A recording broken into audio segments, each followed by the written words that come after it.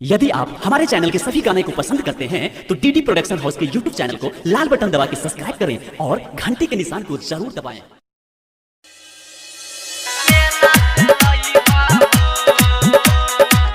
Presented by DD production house.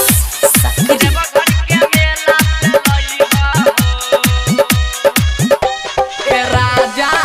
चूड़ी और कंगन देव घर के मेला से लई हो ए सैया चूड़ी और कंगन देव घर के मेला से लई हो मेला से लई हो कि देव घर के मेला से लई हो तो एक दिन कोहेली तोहर में हरिया बोलबा मते हूँ जई हो ए राजा चूड़ी और कंगन देव घर के मेला से लई हो। DJ Sumit Satish, DJ Sumit Satish, DJ Sumit Satish, Deoghar के मेला से लई तलेने अइह चूड़ी कंगन नीक लागेला पूरा अंगन ए सैया लागेला पूरा अंगन तलेने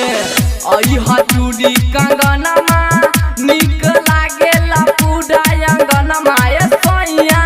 लागेला पूरा अंगन तब बोलब हम जाके तू भोला जी के दर्शन पैह हो ए राजा चूड़ी और कंगन देव घर के मेला से लई हो। DJ Sumit Satish, DJ Sumit Satish, DJ Sumit Deoghar के मेला से लई हो मिथुन मार्शल संग अफरोज